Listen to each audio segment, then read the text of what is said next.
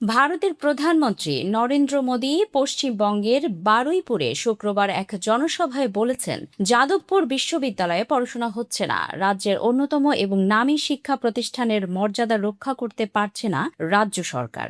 শিক্ষা প্রতিষ্ঠানে অরাজকতার সৃষ্টি হয়েছে।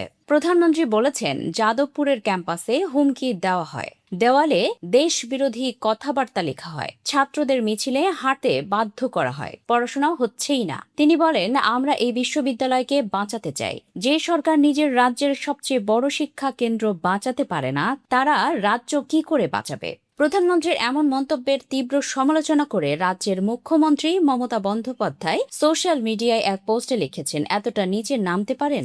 এটাই কি আপনার শালীনতা এবং সৌজন্যবোধের ধারণা? যাদবপুর বিশ্ববিদ্যালয় নিয়ে এমন মন্তব্য করে মর্যাদাপূর্ণ শিক্ষা প্রতিষ্ঠানের মেধাবী ছাত্রছাত্রীদের অপমান করলেন তিনি। মুখ্যমন্ত্রী মমতা বন্দ্যোপাধ্যায়ের অভিযোগ, তিনি সমগ্র বাংলাকে অপমান করেছেন। তিনি লিখেছেন, প্রধানমন্ত্রী আর ক্ষমতাকে প্রশ্ন করা মানেই সেটা অরাজকতা নয়। যাদবপুর বিশ্ববিদ্যালয়কে মোদী সরকারি NIRF র্যাঙ্কিংয়ে উঁচু জায়গায় রাখে, আর প্রধানমন্ত্রী সেই প্রতিষ্ঠানের শ্রেষ্ঠত্বকে খাটো করে অপমান করেছেন। প্রধানমন্ত্রীর মন্তব্যের সমালোচনায় মমতা বলেন, অরাজকতার মানে হলো ছাত্রছাত্রীরা যেখানে তাদের আওয়াজ তোলেন না। অরাজকতা হলো বুলডোজারকে ন্যায় বিচারের পরিবর্তে ক্ষমতার হাতিয়ার হিসেবে ব্যবহার করা। অরাজকতা হলো যখন কৃষকরা মারা যান এবং তাদের কণ্ঠস্বর স্তব্ধ করে দেওয়া হয়।